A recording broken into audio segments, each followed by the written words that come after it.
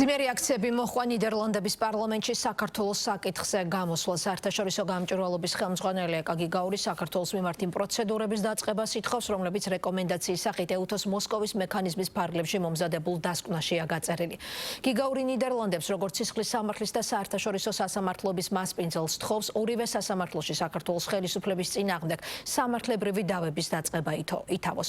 არგუმენტად მოსკოვის მექანიზმის ფარგლებში აღწერილი ფაქტების სახელდება. საგარეო ურთიერთობათა კომიტეტში მესამე სექტორის წარმომადგენელმა საქართველოში ადამიანის უფლებების სისტემურ დარღვევებზე, მედიის, მესამე სექტორის და ოპოზიციის დევნა შევიწროებაზე, დაკავებებზე, პოლიციის მხრიდან ძალადობასა და რეპრესიებზე ისაუბრა.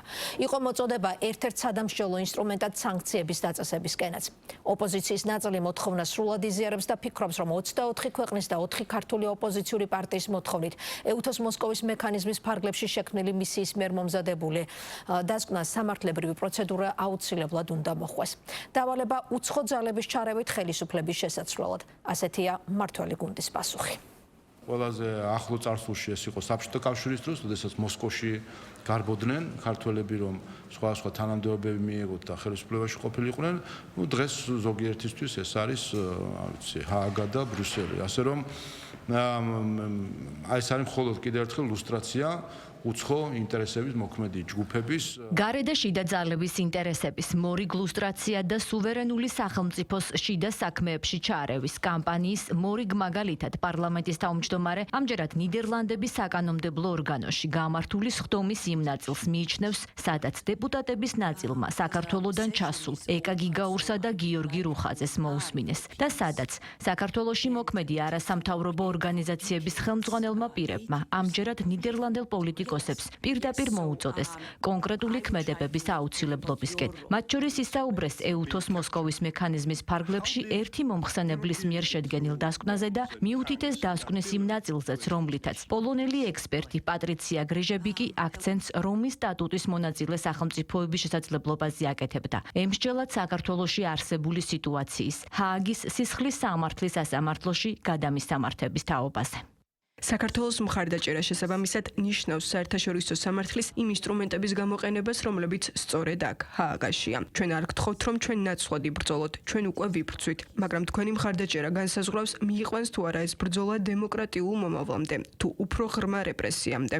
რა შედეგი მოყვება ეკაგი გაურის მოწოდებასა და თხოვნას ნიდერლანდელი დეპუტატების მისამართით ეს შესაძლოა მომავალში გამოიკვეთოს, თუმცა მანამდე ქვეყნის შიგნით ოპოზიციის ნაწილი სრულად იზიარებს მესამე სექტორის მიერ ქვეყნის გარეთ გატანილი ინფორმაციის შინაარსსაც და თხოვნებსაც, სანქცირების თუ საერთაშორისო აქტორების მხრიდან კონკრეტული ნაბიჯების გადადგმის აუცილებლობაზე. თუმცა ოპოზიციის ნაწილი იმასაც აზუსტებს, რომ მაშინ, როდესაც ვინმე ქვეყნის გარეთ სანქციებს ითხოვს, აუცილებელია დაზუსტებაც, რადგან ეს სანქციები არა მოქალაქეებს, არამედ ხელისუფლების წარმომადგენლებს უნდა შეეხოთ.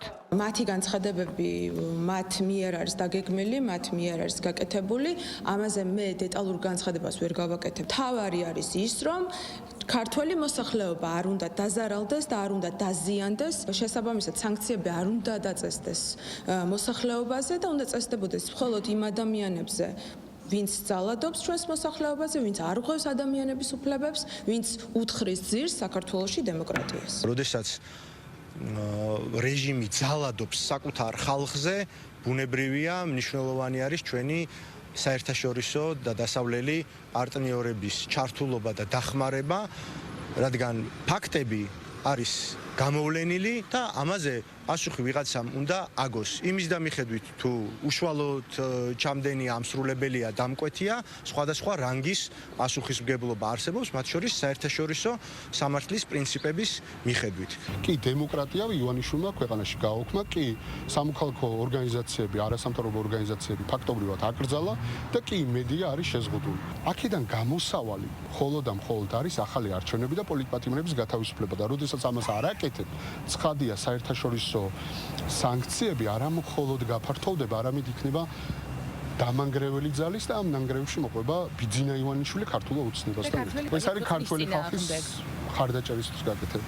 ოპოზიციისგან განსხვავებით ქვეყნის საერთაშორისო იმიჯის შელახვის მორიგ მაგალითად მიიჩნევს მმართველი გუნდი არასამთავრობო ორგანიზაციების წარმომადგენელთა გამოსვლას ნიდერლანდების პარლამენტში, თუმცა ქართულ ოცნებაში ამბობენ, რომ ეს არც ახალია და არც მოულოდნელი, რადგან მათი თქმით, კონკრეტული ორგანიზაციები, რომლებიც წლებია დაფინანსებას ქვეყნის გარედან იღებენ, მოქმედებენ არა საქართველოს ინტერესებისთვის, არამედ კონკრეტული ძალების ინტერესებისთვის. ეს მთავარი ინტერესი კი ხელისუფლების ცვლილების სურვილია. ეკაგი გაური და მსგავსი ოპოზიციონერები ცდილობენ, რომ უცხოეთის ჩარევით მოიპოვონ ხელისუფლება. ასევე შეგახსენებთ, რომ ეკაგი გაური გახლავთ ესტონეთში რეგისტრირებული ორგანიზაციის ხელმძღვანელი და ამითაც თავისი სრული ილუსტრაცია გააკეთეს. ისინი ფორმალურად დღეს უკვე არიან უცხო ქვეყნის ინტერესებით მოქმედი ჯგუფები და ამგვარი საქმიანობა მოკლედ არ არის ახალი არაფერი არ არის ნამდვილში. რისი გულისთვის რატო? რა არ გავაკეთეთ? თან თვითონ გიგაური რო იყოს ხელისუფლების სათავეში, რას გააკეთებდა ისეც რუსეთთან მიმართებაში. ხო, ყველამ ვიცით, რომ ეგ არის მთავარი მიზეზი. რომელსაც არ აკეთებს ხელისუფლება, ეკონომიკურ სანქციებს დაუწესებდა, ომით წავიდოდა ტერიტორიების გასანთავისუფლებლად, თუ რა თემაში შეიძლება უკეთესი და წარმატებული გამოდგეს, თუ კი აი ამ სანქციებმა ჩვენი ქვეყანა დაანგრია და ამ გრევას მოყვა ხელისუფლების ცვლილება. ასეთი არ არსებობს. ეს არის მოღალატეობრივი აქტი. ყველამ ვიცით, როგორ მუშაობს ზოგადად ეს სისტემა, გარედან იღებენ დაფინანსებას, აძლევენ ფულს იმაში, რომ იყვნენ მოღალატეები, იყვნენ აგენტები და ემსახურონ იმათ, ვინც ამაში იხდის გარკვეულ საფასურს და თანხას.